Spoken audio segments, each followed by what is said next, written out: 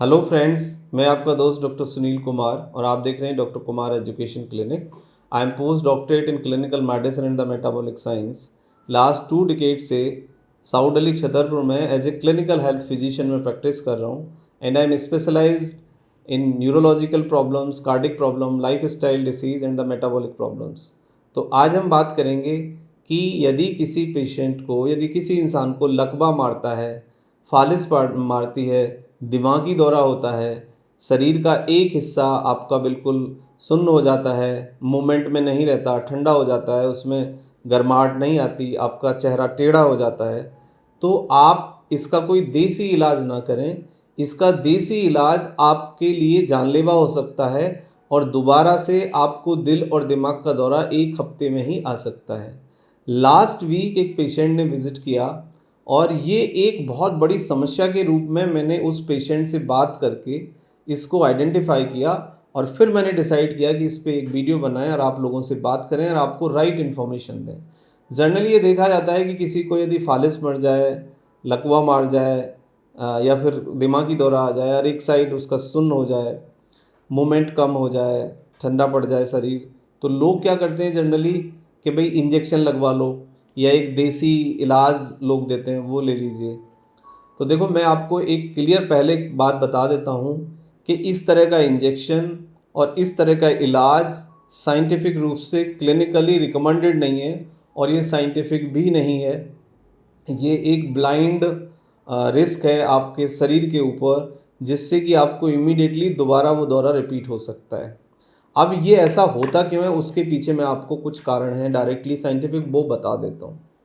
देखो, यदि आपको इस तरह का दौरा पड़ा है तो जनरली ये देखा जाता है कि या तो आपको ब्लड प्रेशर है, या आपको शुगर है, या फिर आपका यूरिक एसिड बढ़ा हुआ है, या फिर आपको कोई और दूसरा कोई ना कोई प्रॉब्लम, कोई ना कोई शिकायत शरीर के अंदर थी जिससे कि आपको दिमागी दौरा पड़ा, या फिर आपको थायराइड हो सकता है, या आपको दिमागी तनाव बहुत ज़्यादा था और क्लिनिकल रीज़न भी थे। अब क्या होता है कि जब आप कोई भी इंजेक्शन लगाते हैं तो इंजेक्शन जो लगाते हैं इस तरह के जो लोग हैं, नीम हकीम खतराए जान, ये क्या करते हैं कि एक स्टीरॉयड इंजेक्शन आपको देते हैं और उस स्टीरॉयड से ये बात बिल्कुल ठीक है कि शरीर में जो खून का दौरा है वो थोड़ा सा बढ़ जाता है और उससे आपको कुछ इमीडिएट इफेक्ट से अच्छा लगता है। लेकिन यदि स्टीरॉयड इंजेक्शन से हम खून का दौरा बढ़ाएंगे तो स्टीरॉयड का साइड इफ़ेक्ट ये है कि दोबारा से आपको within a day, within a week दोबारा से ये दौरा पड़ सकता है। ये बिल्कुल भी रिकमेंडेड नहीं है और इस तरह के इलाज पे आप ना जाएं। एक दूसरा इलाज है जिसमें कि हम कुछ ड्राई फ्रूट्स या देसी चीज़ें, तिल और काली मिर्च, दखनी मिर्च, इस तरह का कॉम्बिनेशन बनाते हैं और उसको खाने के लिए बोलते हैं। इससे भी आपका खून का दौरा थोड़ा सा बढ़ सकता है, लेकिन इससे बीपी भी बढ़ता है, कोलेस्ट्रॉल भी बढ़ता है, यूरिक एसिड भी बढ़ता है और इससे सबसे बड़ी चीज़ है कि जो ब्लॉकेज होता है आर्टरीज का, यानी दिल की नलियों में, वो ब्लॉकेज इमीडिएट इफेक्ट से बढ़ जाता है।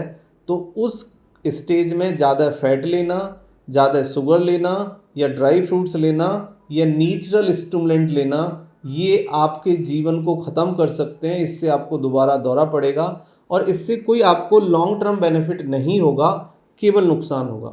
अब होता क्या है, जनरली दौरा पड़ने के बाद जो रिकवरी सिस्टम है वो नेचुरली हमारे शरीर में शुरू हो जाता है। यदि आपको दौरा पड़ गया तो उसके बाद 1 से 3 दिन का जो फेज़ होता है वो फास्ट रिकवरी फेज होता है, यानी 3 दिन के अंदर आप 50% रिकवर कर जाते हैं। यानी आप रिकवरी पे होते हो और उसी दौरान कोई आपको कुछ खिला देता है या इंजेक्शन दे देता है और आप ये मान बैठते हो कि उस इंजेक्शन से या उसने जो आपको दवाई दी या कुछ भी पाउडर दिया उसकी वजह से आपको फ़ायदा हुआ, उसकी वजह से आपको कोई फ़ायदा नहीं होता है। रिकवरी फेज़ आपकी बॉडी में इटसेल्फ स्टार्ट हो गया होता है, वो नेचुरल होता है।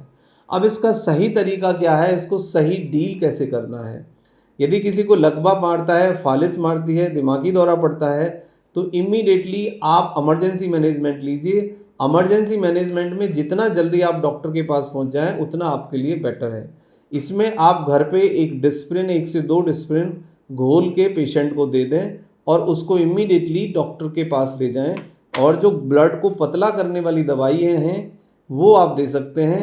यदि बीपी ज़्यादा है तो बीपी की दवाई दे सकते हैं लेकिन कोशिश ये करिए कि जितना जल्दी आप इमरजेंसी मैनेजमेंट ले लेंगे उससे फ़ायदा ये होगा कि एंटीकोगुलेंट थेरेपी डॉक्टर देते हैं। एंटीकोगुलेंट थेरेपी बहुत अच्छा काम करती है और इस तरह के मरीज़ कम्प्लीटली ठीक भी हो जाते हैं। इसका मतलब ये है कि जनरली 90% केसेस में या तो शुगर बहुत ज़्यादा होता है, या थायराइड का प्रॉब्लम होता है, या स्ट्रेस होता है, या ब्लड गाढ़ा हो गया होता है, जिससे दिमाग और दिल की जो नलियाँ होती हैं उसमें ब्लॉकेज आ जाता है, उसमें ब्लड का जो सर्कुलेशन है वो बाधित होता है, जिससे कि हमें अफेक्टेड जो एरिया होता है वहाँ पे कंप्लीट ऑक्सीजन नहीं मिल पाता और जिससे दिमाग का कुछ हिस्सा डैमेज भी हो जाता है। तो इमीडिएटली रिकवरी के लिए ज़रूरी है जितना जल्दी आप हॉस्पिटल को अप्रोच कर लें और जितना जल्दी हॉस्पिटल आपकी प्रॉब्लम को डायग्नोस करके एंटीकोगुलेंट थेरेपी के साथ साथ जो दूसरा अंडरलाइन कॉज है उसका इलाज शुरू कर दें, उससे आपकी रिकवरी और आपकी लाइफ की सेफ्टी मेकश्योर होगी। लेकिन ये सब एक्सपर्ट के द्वारा, इंस्टीट्यूशनली क्वालिफाइड डॉक्टर के द्वारा ही किया जाना चाहिए। खुद से इधर उधर से दवाई लेके, दर्द की दवाई लेके, दर्द के इंजेक्शन लगवा के, स्टीरॉयड लेके या पाउडर भस्म लेके आप अपनी ज़िंदगी को और ज़्यादा खतरे में डालेंगे। अब जो आपके लेवल पे चीज़ों को ध्यान रखना है बचाव के लिए, आप अपने वेट पे ध्यान दीजिए, आप स्ट्रेस मैनेज करिए, आप अच्छी नींद लीजिए, आपको यदि कोलेस्ट्रॉल है तो उसकी दवाई लीजिए, आपको डायबिटीज़ है, आपका हाई लेवल शुगर है तो उसकी दवाई लीजिए, आपको यूरिक एसिड है तो उसकी दवाई लीजिए, प्लस आप अपने डॉक्टर के सुपरविजन में रहिए। If you are more than 45 तो आप अपना वेट, आप अपना ब्लड प्रेशर, आप अपना शुगर और आप अपना थायराइड ये चेक कराइए और इनको नॉर्मल रखिए। 90% केसेस में कुछ ना कुछ अंडरलाइन कॉज और क्लिनिकल रीज़न होता है आपके दिल दिमाग के दौरे के पीछे। यदि इन पैरामीटर को हम नॉर्मल रख सकें तो आप इससे बच सकते हैं।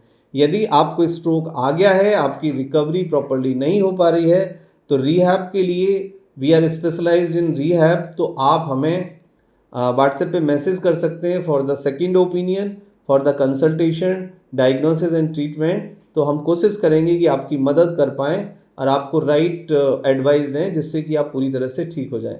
Thank you very much and take care yourself.